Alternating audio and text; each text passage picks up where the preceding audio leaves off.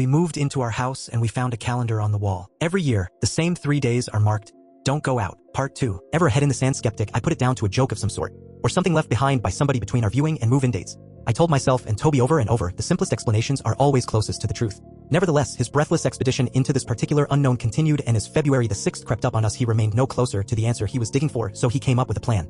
After reluctantly agreeing to go along with the whole staying inside for the day rule, mostly to humor him and a tiny bit to give him a playful smug look when his plan amounted to nothing, he asked me to join him on a neighborhood watch. Essentially, he planned to sit by the large window overlooking the lawn and the row of houses across from us all day. He wanted to see if any of the neighbors who, after exchanging the usual pleasantries with once we had settled in, he quickly probed about the existence of their own odd calendars, to which they let him know that it came with the house and to kindly never mention this again, would go about their days regardless of what the strange calendar said.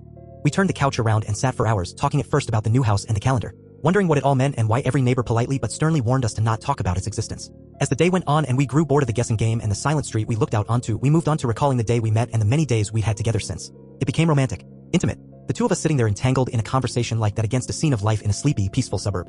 But then Mr. Hudson from across the street went outside. He and his wife had been living in the neighborhood for quite some time, so we went over to introduce ourselves a few weeks prior. It all looked fine at first. We peered more intently through our blinds as he lit a cigarette and took a long, hard drag before obscuring his weathered face in the exhale of smoke that followed.